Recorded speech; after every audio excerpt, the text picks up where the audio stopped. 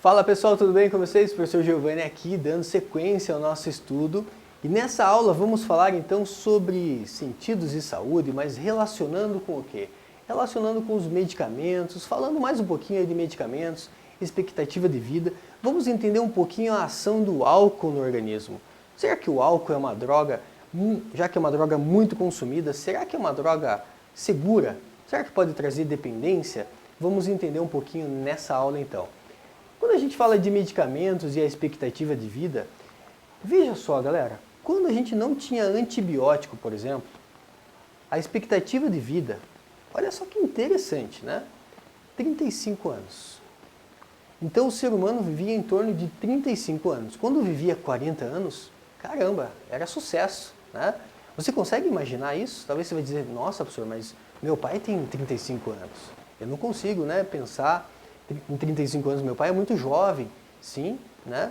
Então veja que 35 anos, hoje é uma metade de uma vida, até menos. Hoje a expectativa de vida está em torno de 75 a 79 anos. Então a gente tem uma expectativa de vida hoje que duplicou. E duplicou pelo quê? Duplicou simplesmente por conta do avanço aí da medicina. Não só no tratamento, mas também na prevenção. Então evoluiu a questão das vacinas, evoluiu também a questão da higiene pessoal, sabendo que muitas doenças são transmitidas por conta de falta de higiene, uso de uma água às vezes contaminada, tratamento do esgoto, saneamento básico. Infelizmente ainda nós temos muitas doenças que são transmitidas por conta de falta de saneamento básico, infelizmente. Mas nós temos aí, né, um avanço muito grande, gente, um avanço significativo. Uma expectativa de vida que sai de 35 anos para 75 a 79 anos é sucesso, né? Muito sucesso. E dizem alguns especialistas que se a medicina avançar mais um pouquinho, a gente tem uma chance de chegar nos 100 anos aí, uma expectativa de vida próxima dos 100 anos, também com um pouco de facilidade. Mas precisa ainda que a medicina, os tratamentos e as prevenções de doenças avancem um pouquinho mais. Nós temos aí, gente, a questão de cuidado em relação ao descarte de medicamento. Você já pensou, quando um medicamento vence na sua casa, o que você faz? Ah, professor, não sei, é minha mãe que cuida disso, meu pai que cuida disso. Mas o descarte de um remédio vencido, ele é algo muito importante. Por quê? Ah, vou jogar ali na privada, né? Vai contaminar a água. Ah, vou jogar no solo, vai contaminar o solo. Então, o descarte de medicamentos, ele também polui o ambiente. Eu não sei se você já pensou nisso, né? Mas quando eu vou descartar um ambiente, descartar um medicamento no ambiente, é importante, né, pensar como fazer esse descarte. O ideal, né, seria você guardar esses medicamentos e entregar em alguma farmácia que eles possam fazer o descarte correto desse medicamento. Que daí eles têm lá, né, já algum lote que vai para descarte e vai para um processo de incineração. Então, muito material hospitalar, material resíduo médico, ele não vai para o lixo comum, porque ele pode contaminar o solo, pode contaminar a água. Então, o que acontece é um processo de incineração. Eles usam, né, um processo de queima que não vai ali ter perigo então de contaminar o solo, contaminar a água. Talvez você vai dizer, professor, mas espera aí, a incineração vai liberar fumaça, e a fumaça pode poluir a atmosfera. O processo de incineração ele é um processo muito caro exatamente por isso, porque a máquina que é responsável por fazer essa incineração, ela vai ter que tratar esse resíduo também para que não polua a atmosfera. Então a incineração é um processo caro, não é um processo barato exatamente por conta disso, por conta de minimizar os efeitos no ambiente. E aí eu gostaria de trabalhar com vocês aqui uma relação bem interessante. Tá? Olha só, nós temos a seguinte situação. Na produção de um soro antiofídico, o que é um soro antiofídico? É um soro que vai prevenir contra uma picada de uma cobra, por exemplo. Na produção de um soro antiofídico, animais são usados para produzir anticorpos e as inoculações de antígenos nesses animais são periódicas, né? Lembra que nós vimos lá como que produz um soro? Então ele fala, ó, animais são usados para produzir anticorpos e as inoculações, ou seja, as aplicações de antígeno nesses animais, geralmente cavalos, são periódicas. Então eles aplicam lá um antígeno no cavalo, numa quantidade bem segura. Esse cavalo então vai produzir anticorpos, eles coletam um pouquinho do sangue desse cavalo e vão utilizar aquilo, né, para tratar alguma pessoa que seja picado por uma cobra, seja picado por uma aranha marrom, porque pode ser, aqui ele fala soro antiofídico, né? Antiofídico é em relação a cobras. E aí você tem aqui a seguinte curva, né?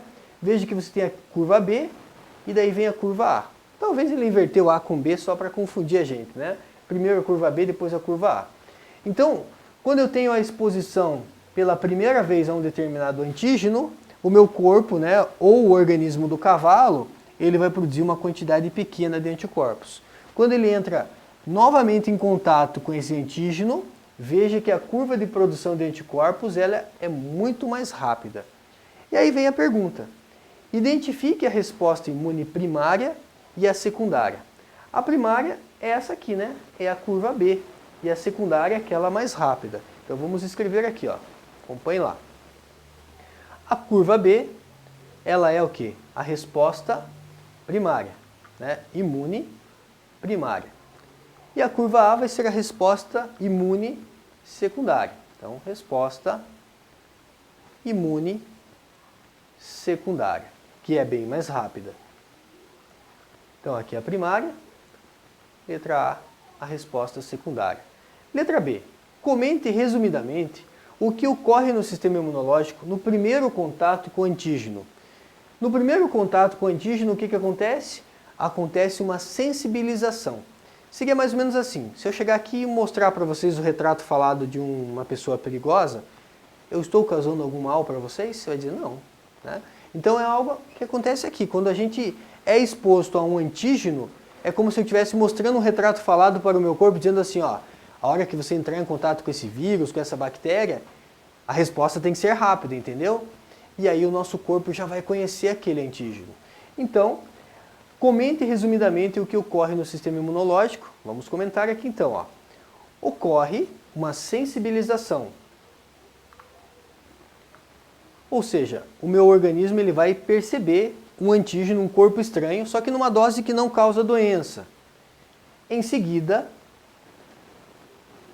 o organismo vai produzir o quê? Vai produzir anticorpos. Então ele produz os anticorpos. E esses anticorpos, então, eles serão o quê? Produzidos. Uma segunda vez que eu entro em contato daí com o próprio agente causador da doença, o meu corpo tem uma resposta rápida. Uma vez que eu mostrei o retrato falado de uma pessoa perigosa, eu não causei mal nenhum a vocês. Mas a partir do momento que você vê essa pessoa na rua, você vai chamar a polícia e você vai correr, certo? Porque você já sabe que ela é uma pessoa perigosa. A mesma coisa vai acontecer com o sistema imunológico. Beleza? Vamos adiante. Drogas e substâncias que são psicoativas, que têm uma ação então psicoativa. Nós temos as drogas lícitas e as drogas ilícitas. Drogas lícitas são substâncias que, por lei, podem ser produzidas, por isso droga lícita, comercializada e consumida. Qual o exemplo de droga que pode ser comercializada, pode ser produzida? Você tem o álcool, a nicotina, os analgésicos aí que vendem em farmácias e os ansiolíticos, que são medicamentos para, né, ali a ansiedade, para deprimir um pouco o sistema nervoso. Então você tem aqui os ansiolíticos. E as drogas ilícitas são aquelas que são o quê? São substâncias que por lei não podem ser produzidas, nem comercializadas e também nem consumidas. Principais exemplos são maconha, o crack, a cocaína, a heroína e o ácido lisérgico, né, o LSD, que é uma substância aí alucinógena. Drogas e substâncias psicoativas, né? Então, um pouquinho para a gente saber mais aí sobre as drogas. Todo mundo já tem uma ideia do significado da palavra droga. Em linguagem comum, de todo dia, mas que droga? Ou, logo agora, droga. Ou ainda, esta droga não vale nada. Droga tem um significado de coisa ruim, sem qualidade. Já em linguagem médica, droga é quase sinônimo de medicamento. Por isso as drogarias, né?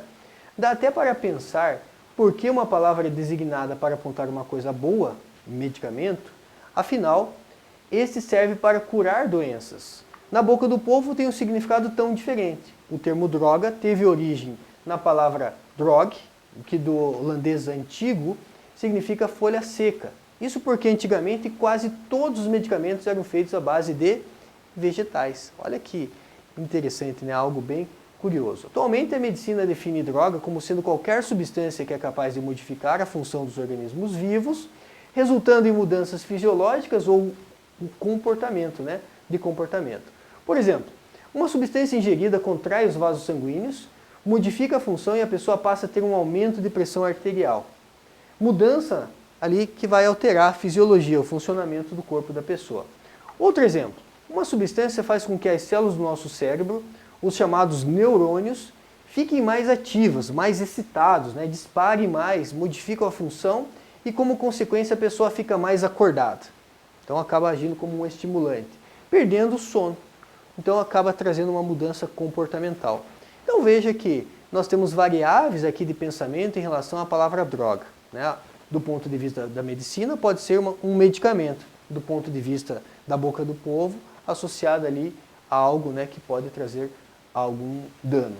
E para a gente finalizar, gostaria de deixar aqui uma mensagem em relação a uma droga depressora que é muito consumida, né? Falando aí, então dos efeitos do consumo do álcool. Então, o primeiro efeito, ao chegar no cérebro, então olha o passo a passo, passa ali pela corrente sanguínea, o álcool ele altera as funções das células nervosas. Surgem então variações que vão envolver variações neurológicas, como perda de equilíbrio e coordenação motora. A pessoa altera a fala, entre outros. Há risco ainda de crise convulsiva e sufocamento por vômito, com vômito. Veja, quando ele fala que altera o equilíbrio, o álcool ele afeta o cerebelo. O cerebelo é uma região do nosso encéfalo, que fica nessa região aqui da nuca, que é responsável pelo controle do equilíbrio. Como o álcool afeta o cerebelo, a pessoa ela fica, né, como se ficasse com os pés redondos, ela fica tonta, certo? 2. O álcool provoca também deficiência da vitamina B1, tiamina, que causa ali uma amnésia temporária. Então, quando a pessoa diz, não lembro, né, pode estar relacionada a essa deficiência da vitamina B1. 3. O consumo de grande quantidade de álcool altera inicialmente o funcionamento gastrointestinal, estômago e intestino paralisam e provocam refluxo de material ácido para o esôfago. Isso causando então o que? Ali, geralmente, né, quando a pessoa ingere muito álcool, podendo então causar o vômito. 4. O comprometimento do cérebro interfere no comando do coração e nos pulmões, gera parada cardiorrespiratória com risco de sequelas neurológicas e até morte. Então veja como é algo grave, né? Apesar de ser uma droga lícita, é algo grave. No fígado ocorre a quebra do álcool e a consequente formação de acetaldeído. O acetaldeído é uma substância tóxica que causa a sensação de mal-estar, dor de cabeça e náusea. Alguns sintomas aí associados à famosa ressaca, né? Ressaca do dia seguinte, quando uma pessoa ingere muita bebida alcoólica. Então assim, não é porque é uma droga lícita que ela pode ser consumida, né, de maneira aí, à vontade, né? Como eu sempre digo, né, todo veneno depende da dose. Toma cuidado, né? Na melhor das hipóteses, melhor evitar, melhor não consumir. Maravilha, gente! Obrigado então pela sua presença e até a próxima aula. Tchau, tchau!